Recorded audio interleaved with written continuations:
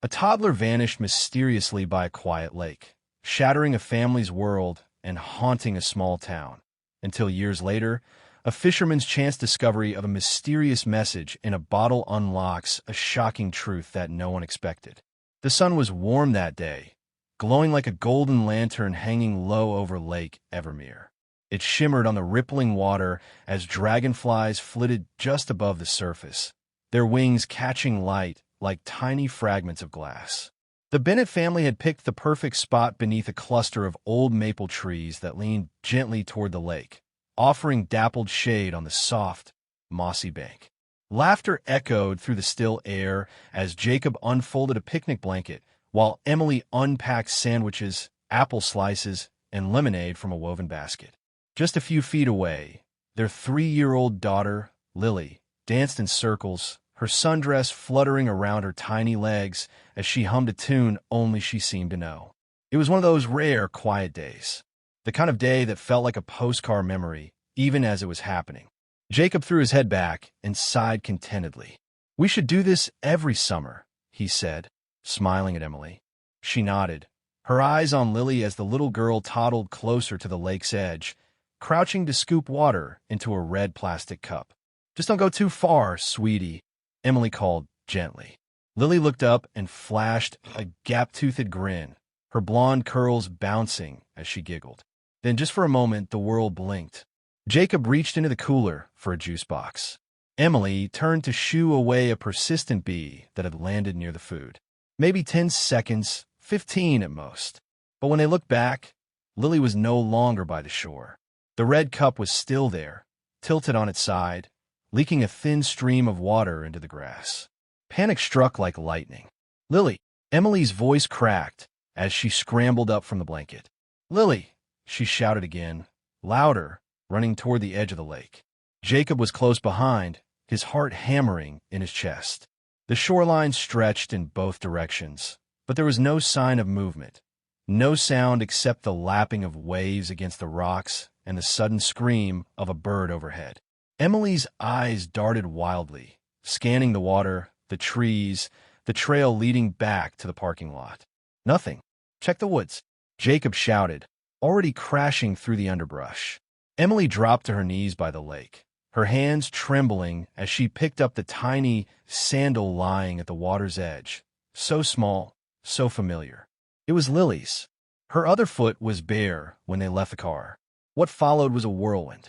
Within minutes, they were on the phone with emergency services, their voices barely coherent through the sobs and panic.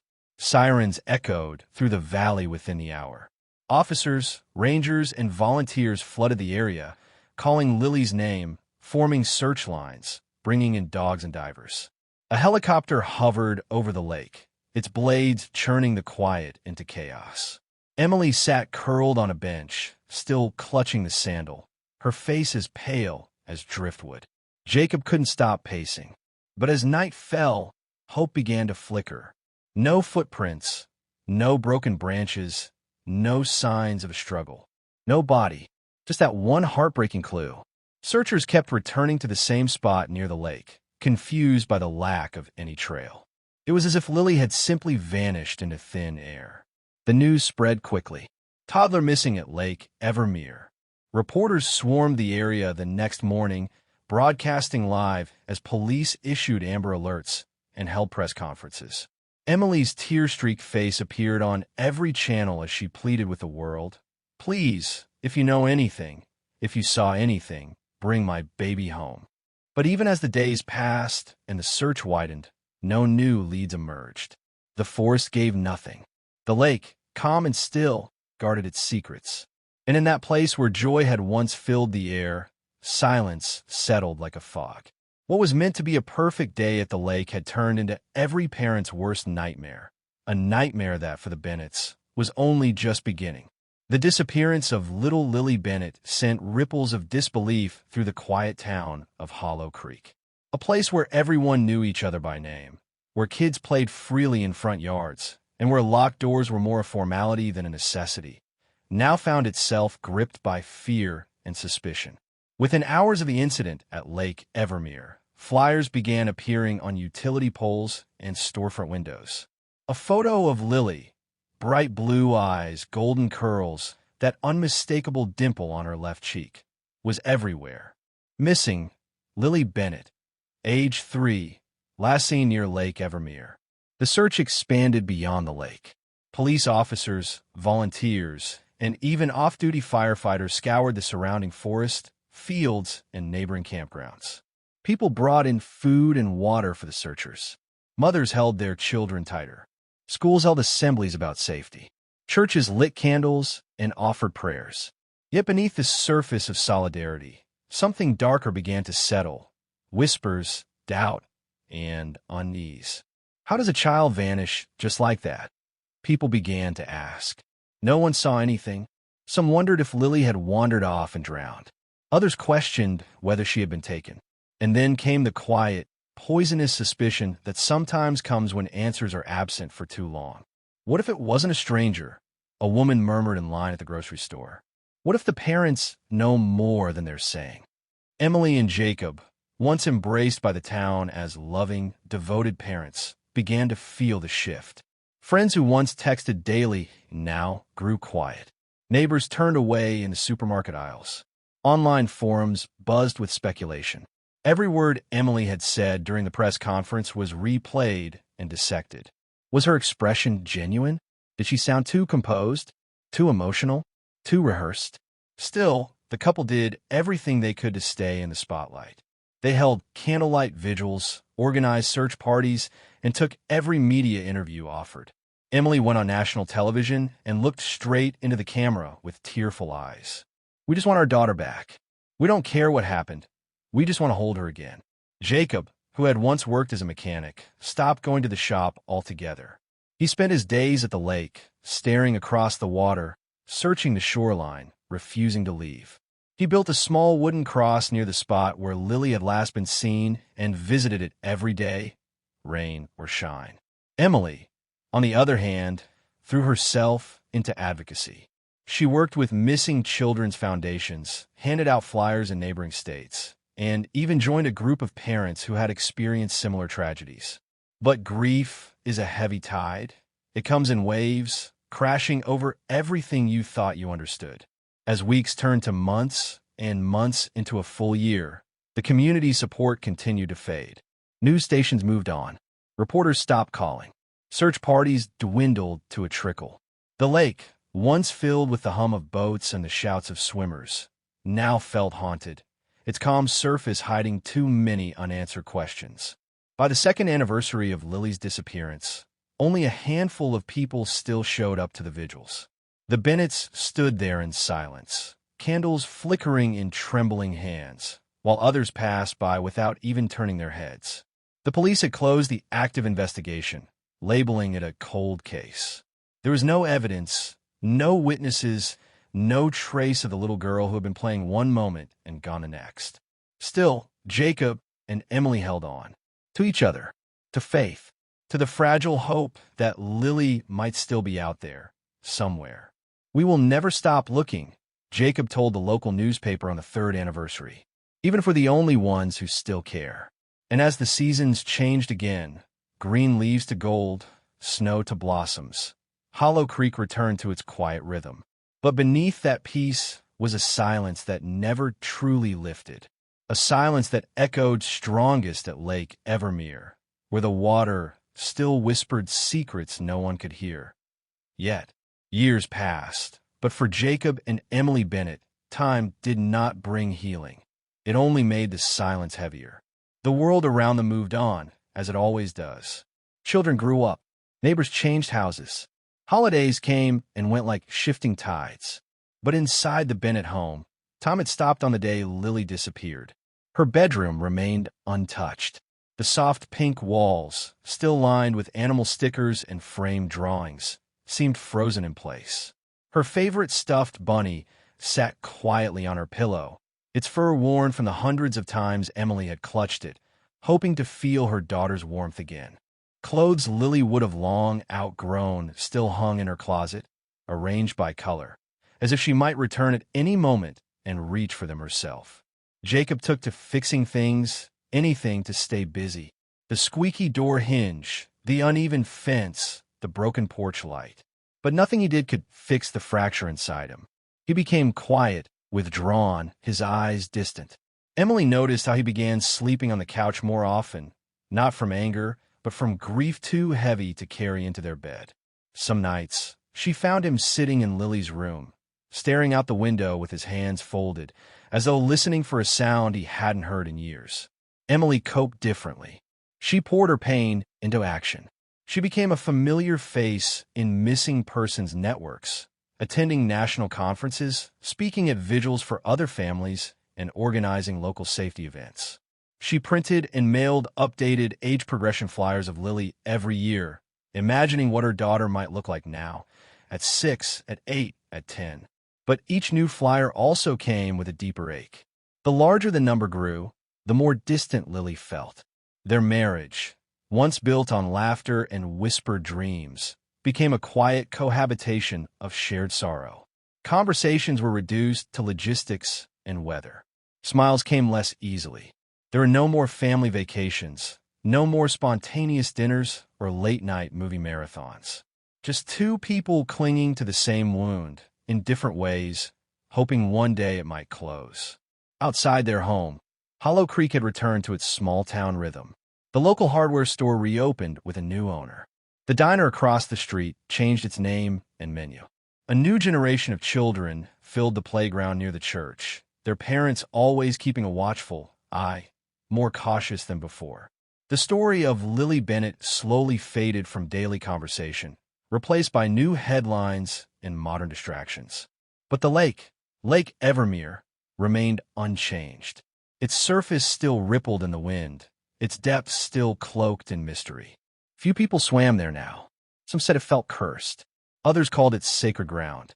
Fishermen cast their lines in silence, and hikers often paused by the weathered wooden cross Jacob had built, now covered in moss and age. No one dare move it. It had become a part of the lake's identity, an unspoken reminder of the little girl who had vanished there without a trace. Every year on the anniversary, Jacob and Emily still visited the lake. They came with a single pink rose and placed it at the base of the cross. They said nothing, holding hands in silence as the wind rustled through the trees.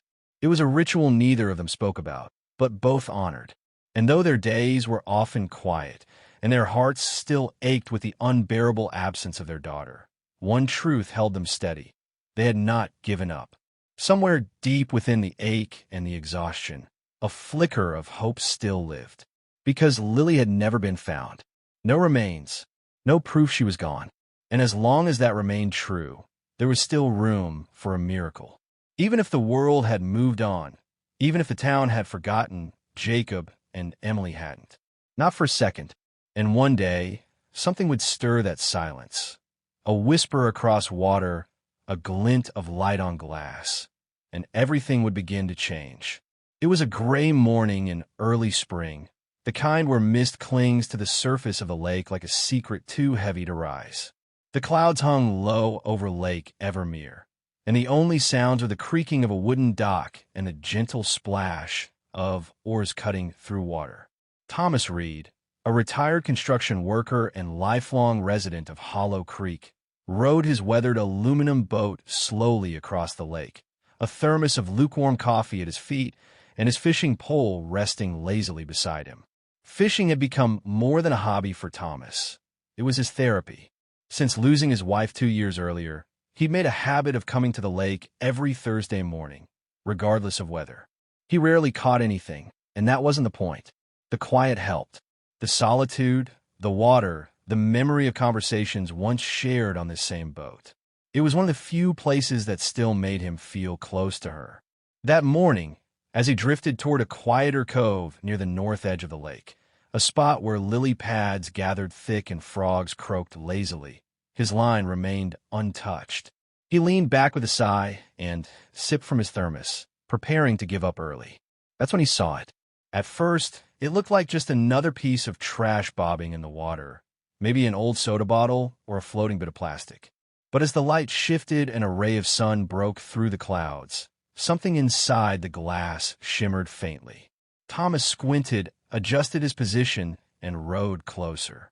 When he reached it, He realized it was an old green bottle, half submerged, its glass fogged with age but sealed tight with what looked like wax. Inside, nestled carefully within, was a piece of rolled paper. His heart gave a strange lurch. Not fear exactly, but something older, deeper, a stirring of instinct. He pulled the bottle from the water and turned it in his hands. The paper inside was yellowed and curled, but clearly dry, sealed in such a way that it must have floated for years without letting a drop in. Thomas stared at it for a long moment, the bottle cradled in his calloused palms.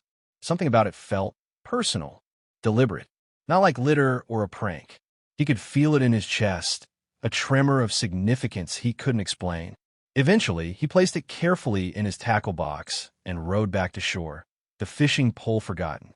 Back home, he sat at his kitchen table beneath a dusty ceiling fan, the bottle resting between a pair of old gardening gloves.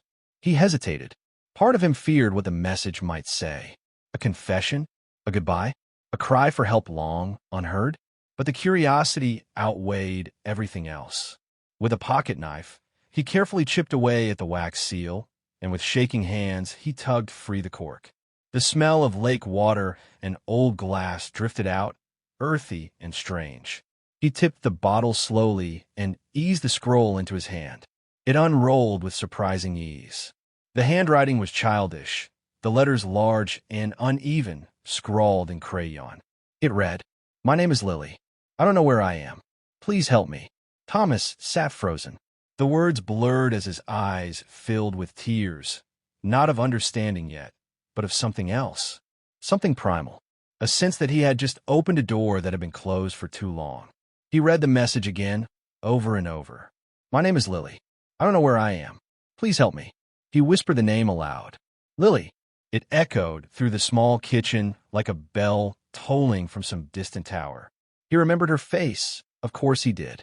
Everyone in Hollow Creek remembered Lily Bennett. Her photo had lived on bulletin boards, store windows, and TV screens for years. And now this. A bottle. A message. A name. Something had just stirred the lake's long silence. Thomas Reed sat motionless in his small kitchen, the note trembling in his hands as though the paper itself carried a pulse. His weathered eyes scanned the childish handwriting again and again, searching for clarity but finding only deepening mystery. "My name is Lily. I don't know where I am. Please help me." The words struck him like thunder, simple yet powerful, a whisper from the past breaking through the fog of forgotten time. He could hardly believe what he was reading. Lily Bennett, that little girl who had vanished all those years ago. He remembered the endless search parties, the news vans that had swarmed the town, the heartbreak etched into the faces of Jacob and Emily Bennett. Her name had once been on every lip in Hollow Creek. But that was nearly 7 years ago. Most people had long since given up hope. But now, here in his hands, was a message that shouldn't exist, a silent scream drifting across time, preserved in glass and water. Thomas laid the note gently on the kitchen table and stared at it, as though it might vanish if he looked away. His mind reeled. Could this be a hoax? A cruel joke from a teenager seeking attention? But the handwriting didn't lie. It was unmistakably the work of a small child. The uneven letters, the backwardness, the way some words slanted up like a hopeful smile. And the name, not just any name, but Lily. It felt too precise to be coincidence. He stood up suddenly, knocking over his chair. He didn't care. This wasn't something he could ignore. He grabbed the note and the bottle, slid on his boots, and headed straight to his truck. There was only one place he could go. He had to tell the Bennetts. But halfway down the driveway, he stopped. Doubt clawed at him. What if it wasn't real? What if giving them this fragile piece of maybe, only tore open wounds that had barely scabbed over? He looked down at the bottle in his hand, saw the crayon strokes still bright against the faded paper. No, he thought. This was real, or at the very least, it was real enough to matter. Instead of heading straight to Jacob and Emily, he drove to the sheriff's office. Sheriff Dana Brooks had been a deputy during the original investigation, and she had never fully let go of the case. She met Thomas at the door, surprised to see him so breathless, holding a glass bottle like it held treasure. He explained what he found, unspooling the tale with urgency and shaking hands. Sheriff Brooks took the note with the utmost care, her brow furrowing as she read it. She didn't speak at first, just stared at the words as if they might shift or rearrange themselves into a clue she'd missed before. Then she looked up, her voice steady but low. "You found this where exactly?" Thomas described the cove in detail, the reeds, the lily pads, how it had drifted toward his boat. Sheriff Brooks nodded slowly. "We combed that area years ago. But if this floated up recently," her voice trailed off, and Thomas knew they were thinking the same thing. Someone had placed it in the water not long ago. Which meant Lily, if she was truly the one who wrote it, might still be alive. They sent the note for forensic testing immediately. But Sheriff Brooks made a decision that couldn't wait for lab results. That night, she drove quietly to the Bennett's house, heart heavy with the weight of what she carried. She stood at their front door, bottle in hand, rehearsing the words in her head. This wasn't a confirmation. It wasn't closure. It was something more dangerous. It was hope. And hope, she knew, could either heal or devastate. Inside, the porch light clicked on. Footsteps approached. Sheriff Brooks took a deep breath and knocked. Jacob and Emily Bennett had just finished dinner when a knock came at the door. The evening had been quiet, filled with the usual routines, washing dishes, folding laundry, and trying not to stare too long at the old photo of Lily that still hung above the fireplace. The photo had faded, but the memory never did. Even after all these years, Emily still paused sometimes when she passed by Lily's bedroom door, still half expecting to hear the soft giggle of her daughter playing with her stuffed animals. Jacob kept a shelf in the garage filled with the toys she never got to grow out of. Neither of them had ever been able to let go completely. When Sheriff Dana Brooks appeared at their doorstep, bottle in hand, the couple exchanged a wary glance. It wasn't unusual for people to stop by, even after so long. Strangers, old friends, amateur investigators, they had all come with theories or sympathy. But there was something different about the way the sheriff stood now. Something careful, something measured. "Dana?" Jacob asked, stepping aside to let her in. She nodded and stepped over the threshold. "I need to show you something. It might be nothing, but then again, it might not." Emily looked at the bottle in Dana's hands. "What's that?" Dana held it out gently. "Thomas Reed found this floating in the lake this morning, just off the North Cove." Emily took the bottle carefully, turning it over in her hands. Her fingers tensed as she noticed the rolled paper inside. "Is that?" "Yes," Dana said quietly. "A message, written in crayon. It says, 'My name is Lily. I don't know where I am. Please help me.'" Emily's knees buckled slightly, and Jacob caught her by the arm. No, that's impossible," she whispered, but her voice broke on the last word.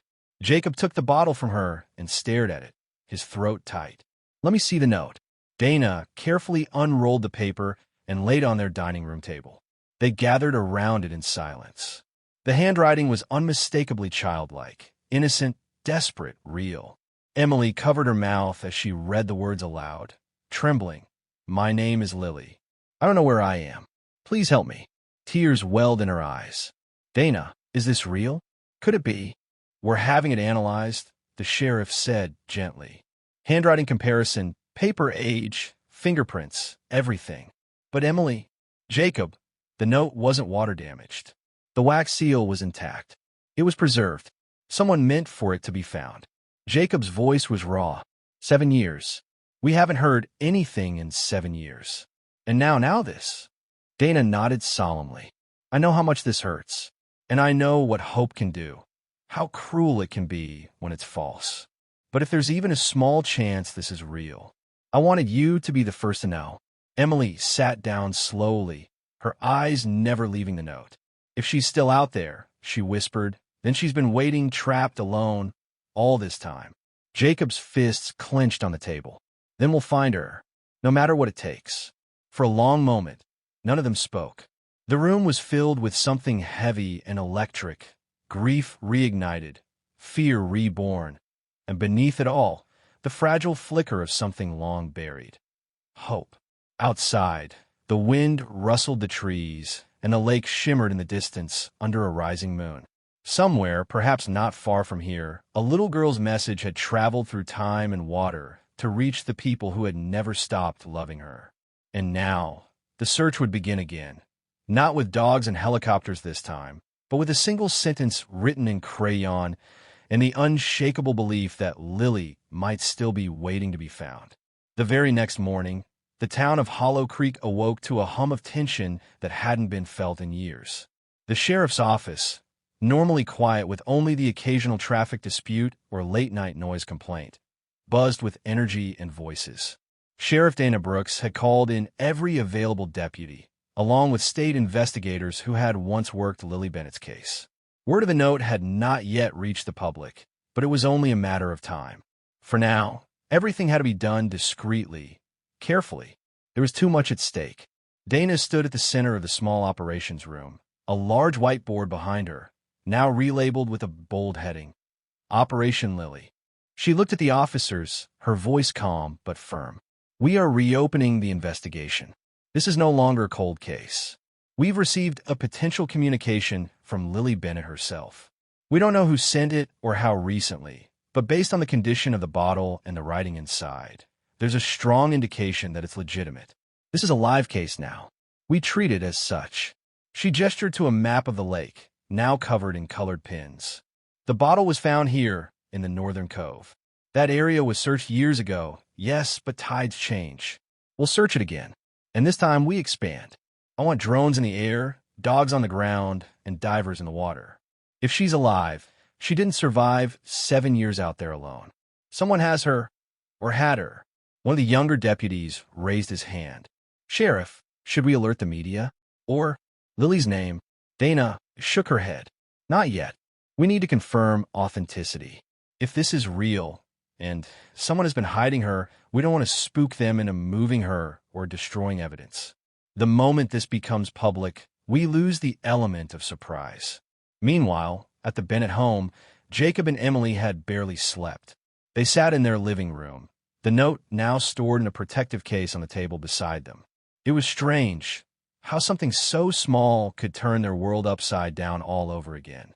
Jacob had spent the night reading old reports, pulling out the dusty boxes from the attic that contained Lily's drawings, schoolwork, anything that might match her handwriting. Emily just sat near the window, watching the lake with quiet intensity, as if hoping she might catch a glimpse of her daughter standing in the mist. Around noon, Sheriff Brooks returned with a small team. We're taking this seriously, she told them gently. State Crime Lab is analyzing the paper and ink. We'll know soon how old it really is, and if there are any prints or DNA. In the meantime, I want to ask you both some questions, things you might not have thought about in years. Emily nodded, her voice quiet but resolute. We'll do anything. Just tell us what to remember. Brooks led them through questions about people who had access to their home, babysitters, landscapers, delivery drivers, even casual acquaintances. Anyone who had been around in the weeks leading up to Lily's disappearance was now under scrutiny. There were no assumptions anymore. Everyone was a potential lead. Back at the sheriff's office, a special unit was assigned to comb through archived security footage, utility records, and missing persons databases from across state lines. A profile began to emerge, not of Lily, but of whoever might have taken her, someone methodical, possibly isolated, and disturbingly patient. That evening, as the sun dipped behind the hills and the lake shimmered again with fading light, a state forensic analyst called Dana Brooks directly. We've confirmed the paper is 7 to 8 years old. The ink is consistent with a child's crayon. And get this, there are partial fingerprints on the inside of the bottle. Too small for an adult. Brooks's heart pounded. Could they match?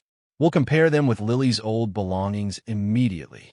But based on ridge spacing and size, the odds are strong. Brooks hung up, stood still for a moment, then whispered aloud to no one but herself. She's alive. Or she was not long ago.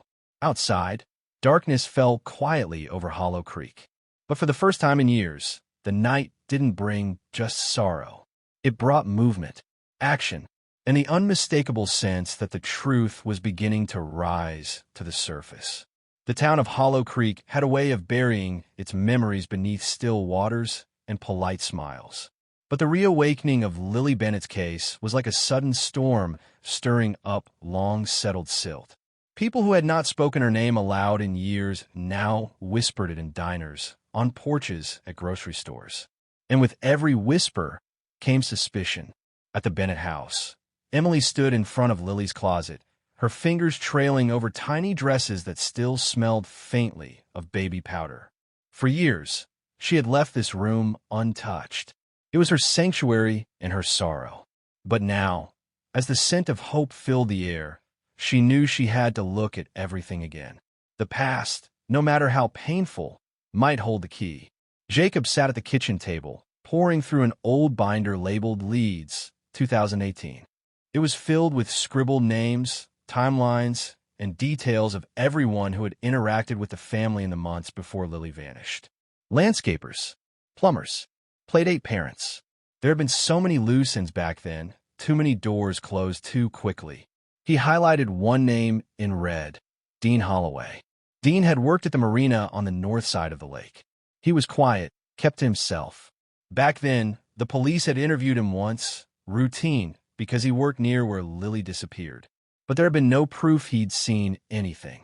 Jacob remembered something odd now, something he hadn't thought of in years.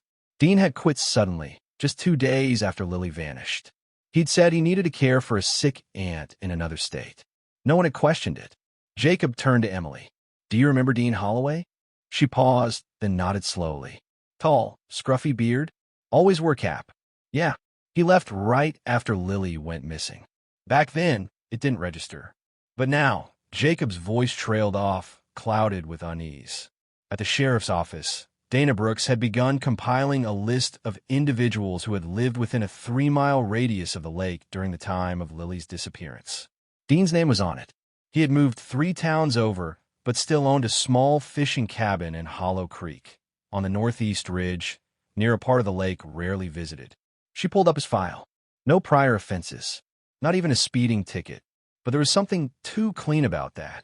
People didn't just vanish from records unless they wanted to. She made a note to visit his property.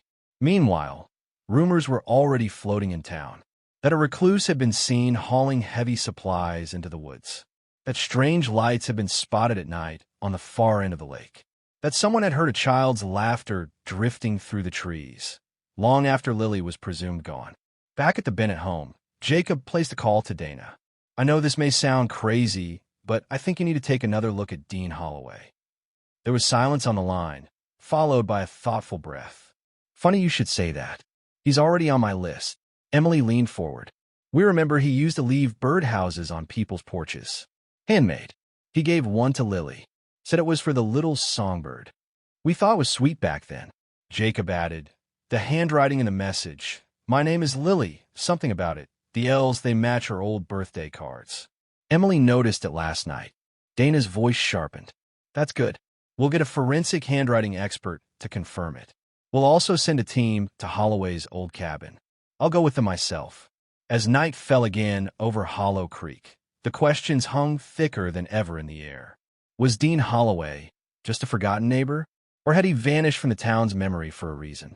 If Lily had truly written that message, could it mean she had been closer all this time, hidden in plain sight?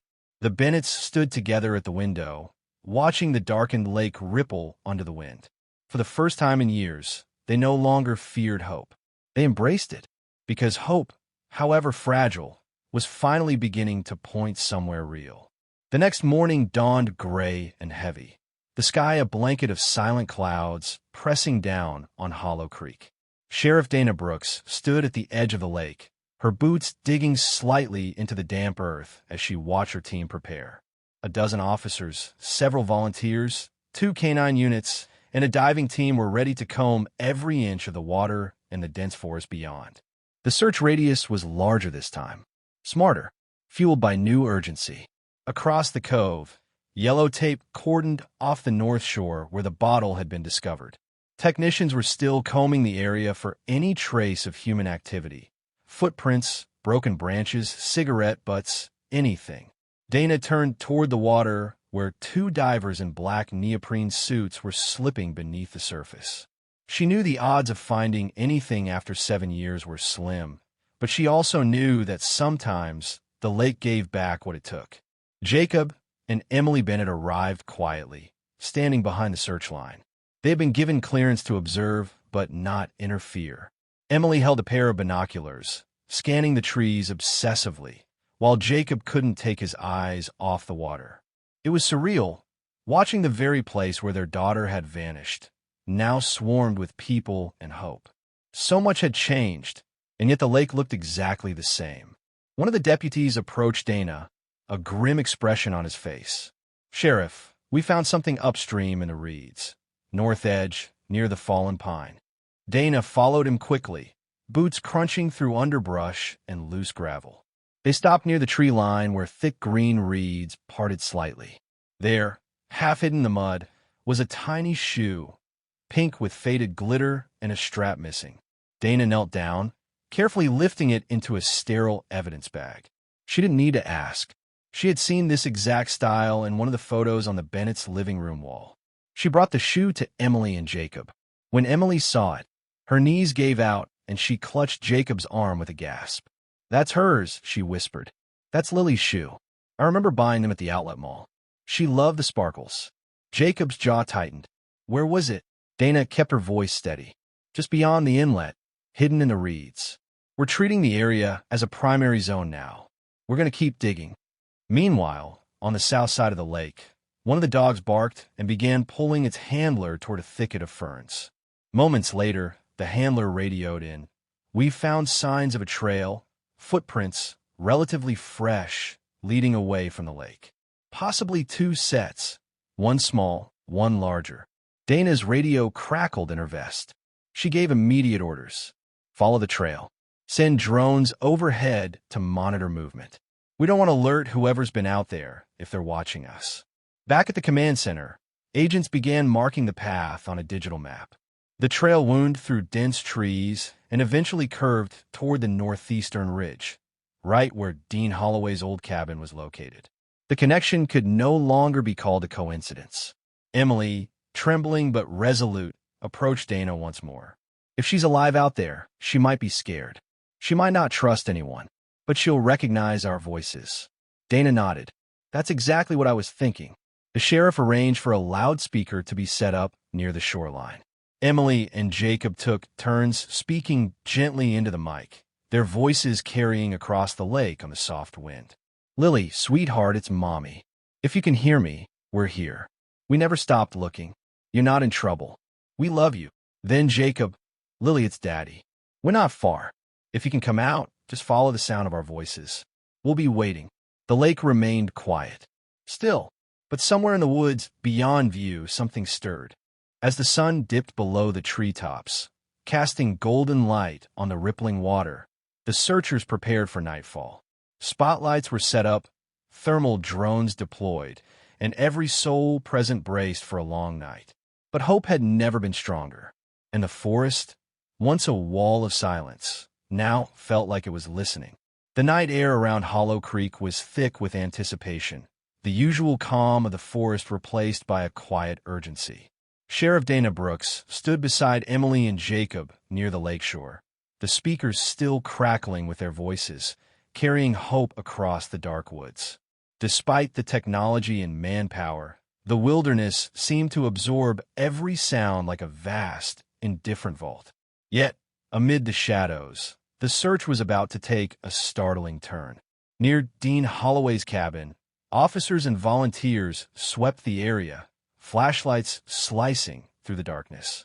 The cabin was small and weathered, hidden among ancient pines, its peeling paint a ghostly pale against the night. The door was locked, but the windows revealed a thin layer of dust and silence inside. As Dana led the team closer, a deputy suddenly froze, pointing toward a faint glow just beyond the porch. There, half buried beneath fallen leaves, was a small, worn teddy bear. Its button eyes gleamed eerily in the flashlight beams. Emily's breath hitched when she recognized it. An identical bear Lily had clutched tightly on the day she disappeared. Dana knelt and carefully bagged the toy as evidence. It was tangible proof that the little girl had been here, or someone had brought her there. But the discovery was only the beginning. Just beyond the cabin, hidden in a shallow ditch, lay a battered metal box, rusted and partially covered by soil. One of the deputies pried it open with a crowbar, revealing its contents: faded photographs, old newspaper clippings about the Bennett family, and a crudely drawn map of the lake's shorelines. At the center was a red circle marked near the northeast ridge, the exact location of the cabin. Dana's heart pounded. The box suggested someone had been watching, collecting pieces of Lily's story all along. But who? And why? Suddenly, a voice crackled over the radio. "Sheriff, you need to see this." The canine unit had located a makeshift campsite deeper in the woods. When Dana and the team arrived, they found recent footprints, empty food wrappers, and a journal partially hidden under a rock. The journal's pages were worn but legible. Inside were entries written in a shaky hand, words that spoke of loneliness, fear, and a desperate longing to be found. The handwriting matched the letters from the message in the bottle. Emily's eyes filled with tears as she read aloud. "They say the lake hides secrets. I'm scared, but I want to be brave. Please find me." Jacob clenched his fists. This has to be Lily's. She's alive. But the question remained. Who was keeping her hidden? Was it someone protecting her, or someone holding her captive? The team's search intensified, focusing on any sign of recent activity in the woods. Every sound, every rustle of leaves was scrutinized. Dana coordinated drone flights overhead, while ground teams followed the footprints deeper into the forest. Back at the command center, forensic analysts worked to match the handwriting with known samples. The match was undeniable. Lily had written those words. As dawn approached, a chilling realization settled over everyone. Someone in Hollow Creek knew more than they were saying. Someone close enough to the Bennett's lives to watch, to wait, and to keep Lily hidden all these years. But who? And why? The lake had given up one clue, but the mystery was far from over. As the first light of dawn filtered through the dense canopy of Hollow Creek's forest, the search team gathered near the abandoned cabin at the northeast ridge. The place was cold and silent, holding secrets in its cracked wooden walls. Sheriff Dana Brooks paced thoughtfully, her mind racing with the clues unearthed the night before. The teddy bear, the metal box filled with photographs and maps, and especially the journal with Lily's own trembling handwriting. Each discovery was a thread, but none had yet unraveled the full story. Emily and Jacob stood close by, their faces pale but determined. Emily clutched the small bear protectively, whispering, "Lily must have been here." She was scared, but she was brave. Jacob's eyes scanned the tree-line as if willing their daughter to appear from the shadows. Dana turned to her deputy. "We need to check inside the cabin thoroughly. There might be more, anything that tells us where Lily has been or who's been here." With crowbars and flashlights, the team pried open the cabin door. Inside, dust coated everything. The air was stale, filled with the scent of old wood and forgotten memories. Broken furniture lay scattered, a threadbare mattress sagging in one corner. Yet amid the decay, something caught Dana's eye: scratch marks on the floorboards near the far wall. She knelt and shined her flashlight closer. There, partially covered by dirt, was the edge of a loose floorboard. Her heart quickened as she pried it up, revealing a small hollow beneath the cabin. Inside the cavity lay a faded photograph of Lily, smiling brightly, held by a man with kind eyes, Dean Holloway. Dean, the reclusive man who owned the cabin and lived on the outskirts of town, had long been regarded with suspicion.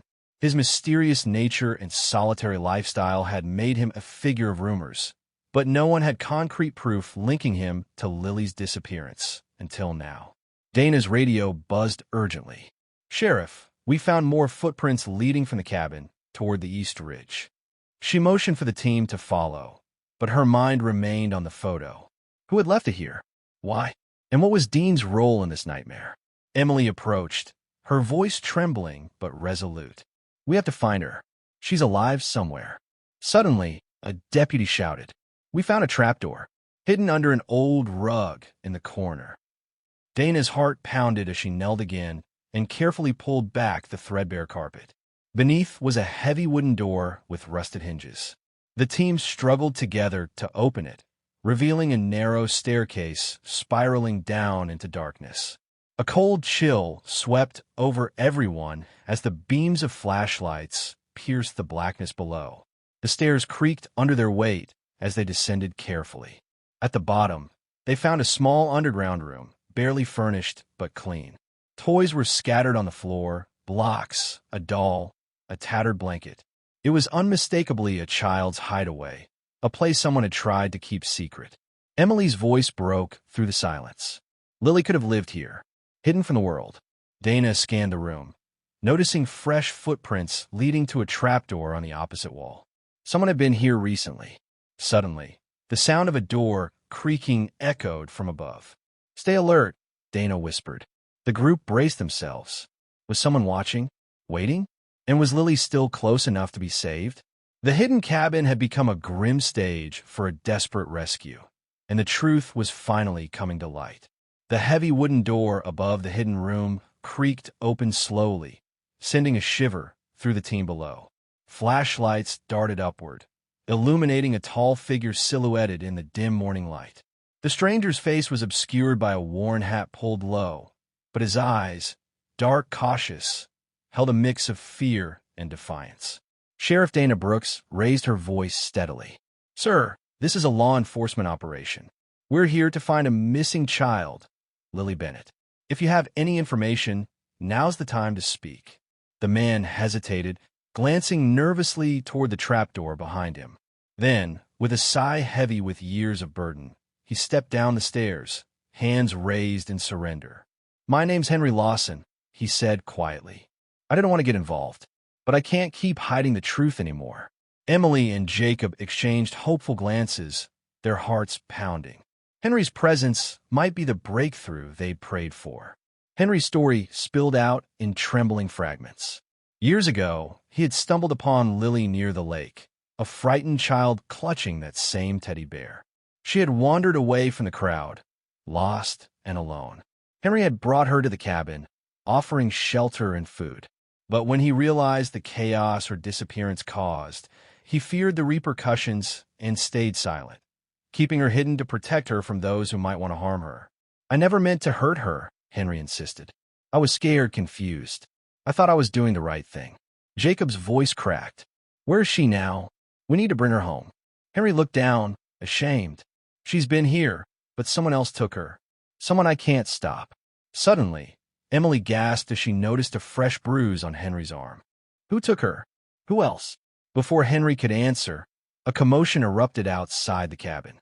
Dana rushed to the entrance with her deputies, spotting a shadowy figure disappearing into the woods.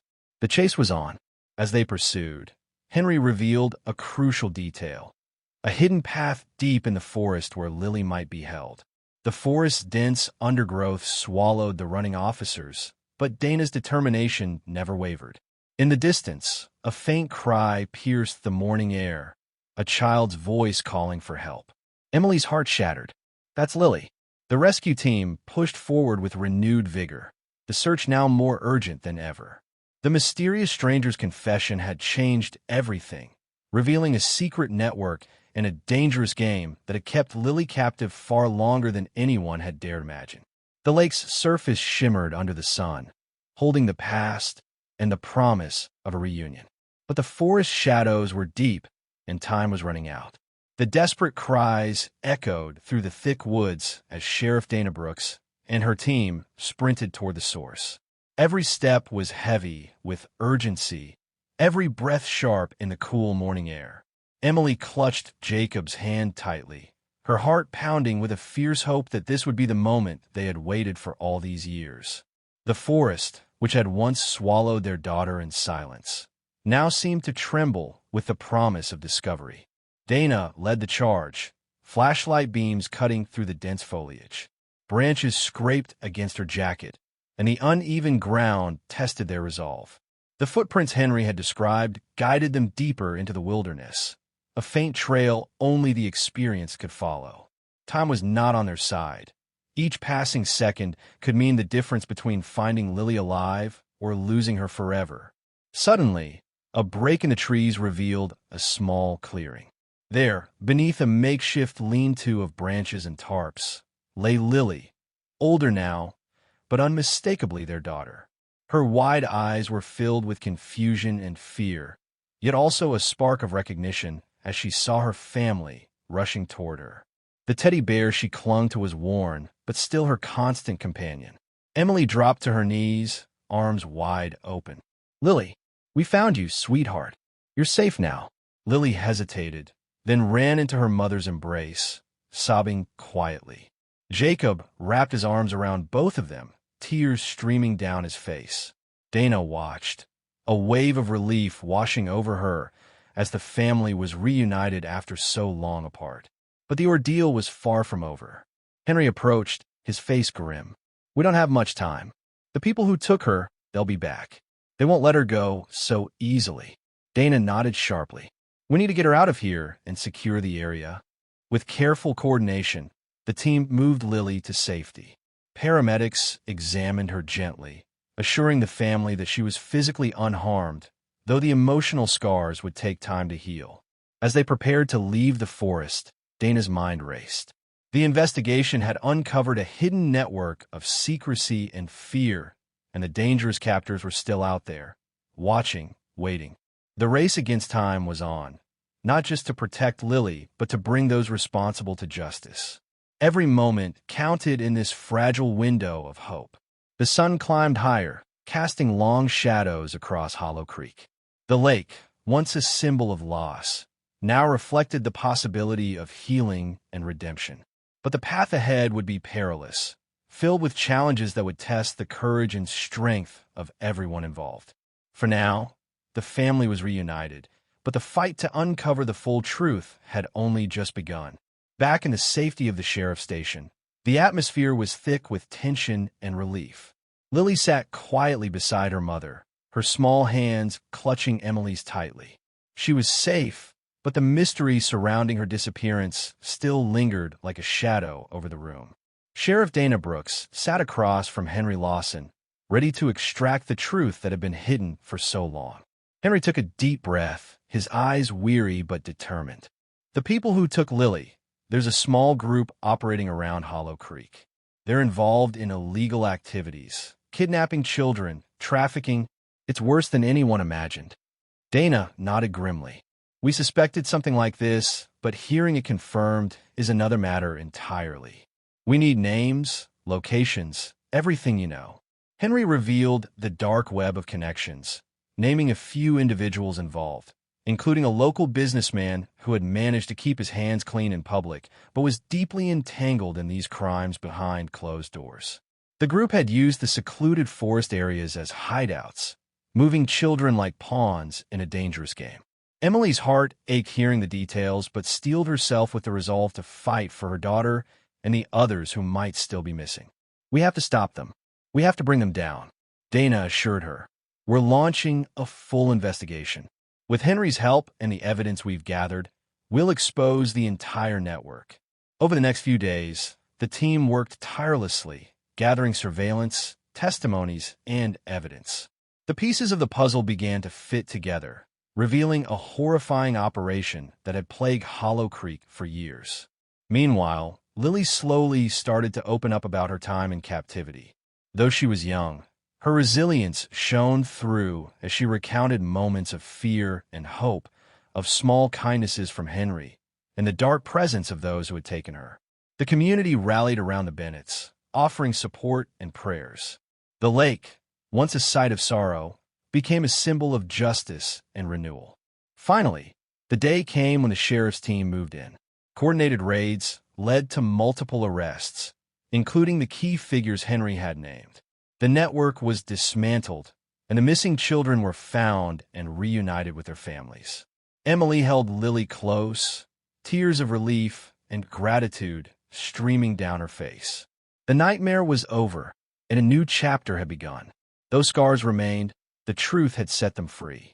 The weeks following Lily's rescue were a whirlwind of emotions for the Bennett family. The nightmare of the past slowly gave way to the painstaking process of healing. Emily and Jacob devoted themselves entirely to Lily's recovery, surrounding her with love, patience, and unwavering support. Though physically unharmed, The trauma Lily had endured left invisible wounds that would take time to mend. Therapists and counselors became regular visitors at their home, guiding Lily through her fears and confusion. Each day brought small victories, a smile, a moment of laughter, a night without nightmares. Emily often watched her daughter play in the garden, clutching her teddy bear, and felt a fragile hope growing stronger within her. The community of Hollow Creek rallied behind the family, offering support through meals, visits, and words of encouragement. The once silent lakefront now echoed with children's laughter and community gatherings, a testament to the resilience of those who refused to let darkness prevail. Jacob took on a new mission, to raise awareness about child safety and the dangers lurking in seemingly peaceful places. He spoke at local schools and community centers, sharing their story to protect other families from similar tragedies. Despite the lingering shadows, the Bennetts found strength in their unity. They planned small celebrations, rebuilding traditions lost during their years of uncertainty. Birthdays, holidays, and quiet evenings at home took on new meaning, each moment cherished more deeply than ever before. Emily kept the message in the bottle, now framed and hanging in the living room.